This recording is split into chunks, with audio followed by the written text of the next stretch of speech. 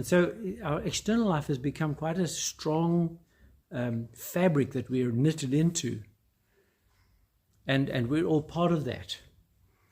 But now we have to ask ourselves, so what choices do I have? Where do I fit in this? I mean, what can I do about it?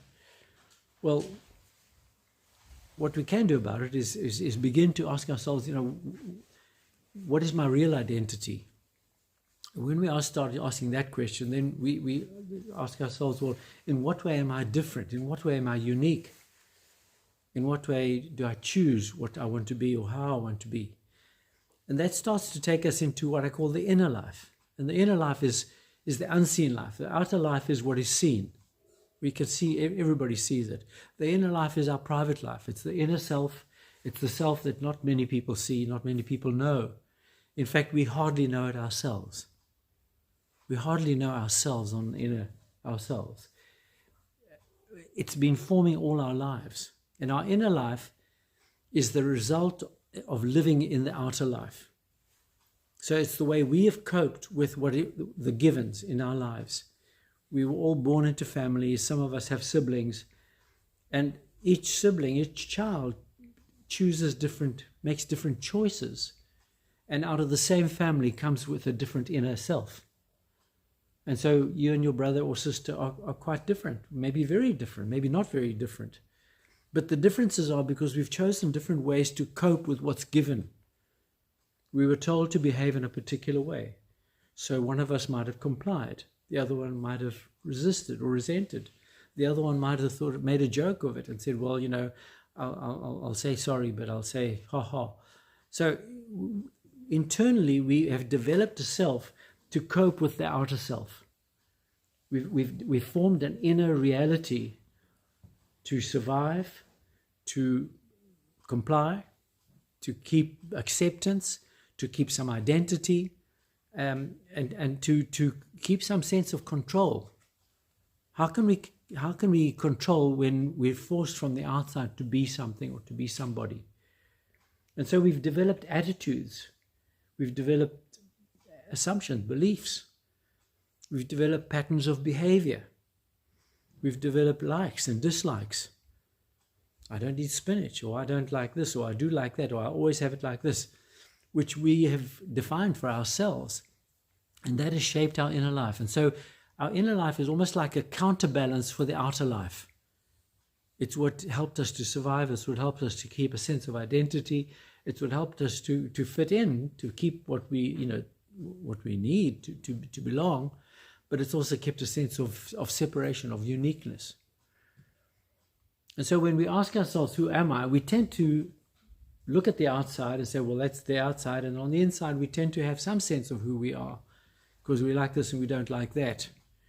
But even that, we don't know much of ourselves, because most of these patterns of behavior were formed way beyond what we can remember. We can't remember why we were reactive and our sibling was compliant to our mother when we were 3 days old. It's a pattern that we developed, that happened whether we were conscious of it or not. That it's a pattern that developed. And so the patterns we exhibit now as adults have their origin way in the midst of time and beyond most of our awareness and memory. So if we have patterns, if somebody says, well, I can't control my anger. My wife says, if I don't deal with my anger, she's going to leave me. But, when my anger snaps, I just smack, and I don't know what comes over me. Now that's a learned pattern. But this man will say, well, that's me, take it or leave it. And we may or may not be able to help him with it, and he may or may not be able to save his marriage, but he basically thinks that's who he is. And we all have patterns that have developed over time that have helped us to survive, but also are compromising us, because it's almost like these define us. But they almost like keep themselves out of our control, simply because we don't really know where they start, why they were there. It might have been that we had an elder brother who was always bullying us. And when we were 3, we couldn't understand anything except our brother who was 5 kept teasing and poking us, and we would every now and again explode. And then he would run away laughing, and we would, react in some way, and everyone would calm us down. But now, 40 years later, this anger is explosive. The patterns we pick up become convoluted within our subconscious, our unconscious, and they lash out. They come out in unexpected and uncontrolled ways. And all of us have issues which some we can understand, some we can't understand. Some patterns of behavior we would like to change, but we might have tried and might be beyond our control. Some things we do which puzzle us, some other things we do which embarrass or shame us. So we don't have much control of the inner life. But we've come to sort of believe that that's me, that's how it is, and that's how I am. The problem is that inner life is a response to the outer life. It's not who we are. It's simply what we've learned to cope, what we put in place to survive, to thrive, and to be able to be part of a society. What God is calling us to, and why this is a turning point, is because as long as the outer self controls the inner self, we will never find freedom. We will never find ourselves. All we are is a reactive self that's learned how to cope with a life that is demanding, is controlling, is doing all the things that it does. In those inner patterns, we've learned how to get what we want. We've learned how to avoid what we don't want. So we've learned how to play the game. We've learned it well. But it's always the outer life that's defining us. And now, with our faith, we're wanting to be more and more sensitive to who God might be and what God might want us to be. But it's very hard to break this pattern, because as long as it's dominant, we just keep doing the same thing. We'll add a sort of an interest level of other things, but it actually doesn't really change what's really happening. And what we need to understand, that our inner life actually needs to be transformed. Our inner life is the place where we need to begin to find that we do have choice. We have to make choices. We need to begin to understand who we are and what has brought us here, not necessarily the detail, but how we find ourselves, and learn that this is where God wants to meet us. This is where God wants to take us and actually transform us. He wants to give us a different reference point. He says, you're not what the world says you are, you're what I say you are. You who I say you are. And so we need to understand that there's a whole different orientation in terms of, if we really want to be true to ourselves and true to the God who made us, that we need to understand that we're not accountable to the world. We certainly have been made by the world. And what it is what it is. Who we are is who we are. But we're also needing to be responsible to ourselves, to know that we can actually be transformed, and we can become who God has meant us to be. And that shifts the whole game. That shifts the whole dynamic. That shifts the whole focus. And so it's like understanding that we're on a journey, and our life is a journey. We'll talk about this next week. And we're needing to plan the journey. A journey is not just something you just run into. You have to understand where you're going. You have to know what it's going to cost, what resources you have. You need to plan it. It doesn't make too much sense to go into a situation where you don't know what's happening, and if you've got enough for whatever it might be there. Jesus says, who of you, which king would go to war without weighing up the odds? Who would want to build a tower without working out the cost? Who would want to go on a journey without working out if you've got enough and if you're going in the right direction or what you're going to do?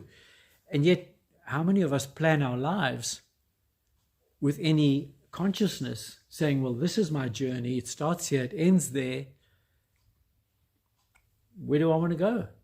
What do I want to do with it? We tend to be in this bus and we sort of jog along day by day, looking out the window, seeing what's happening, wondering when we're going to stop for the next pit stop. And we live our lives day by day, allowing the outer world to carry us, hoping that somehow at the end of the road there's some sort of reward, and that's very threadbare. I mean, most people say, well, I'll work until I retire, then I'll do what I always wanted to do.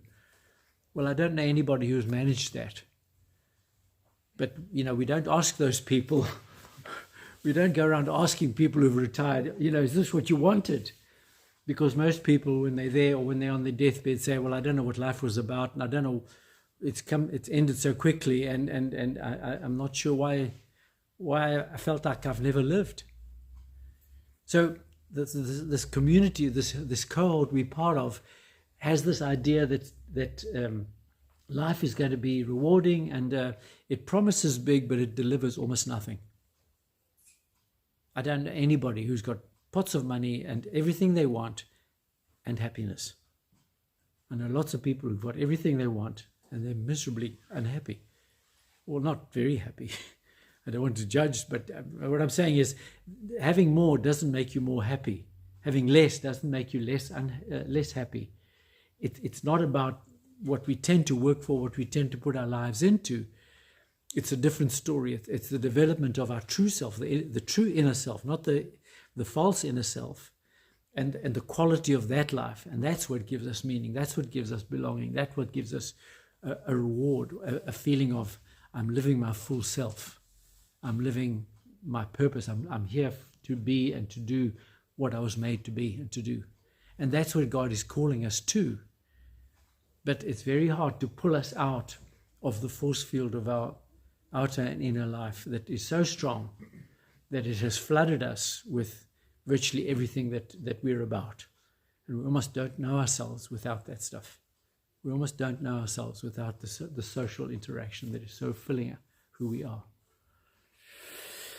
So this journey we're going on is just really to explore what the inner life looks like and how to actually allow the inner life to become transformed so that we live from the center out. The Bible speaks about the center being the heart. I'm going to call it the true self. The false self is the self that is basically in reaction to the outer self. Does that make sense? It's the self that has learned to cope with life and learned to fight life back and to fight it on its own terms. But it's not the true self. It's simply the reactive self. The true self is who God made us to be, and the true loving self that we need to be. Love from the inner self is false love because it's always got conditions. Love from the true self is love. Everything else is conditional, and that's not love. So it's a journey of learning to understand how we come to be who we are and what is ahead, what this journey is about. And learning to say, well, what do we want? How do we want to spend this coming time? Because as I said last time we met, that last year is going to be the same as this year unless we do something significant on the inner life. Changing things on the outside never really changes anything. We can change house or country or partner or outfit. Once the dust is settled, we're the same person. It's when the internal changes that we really find some change.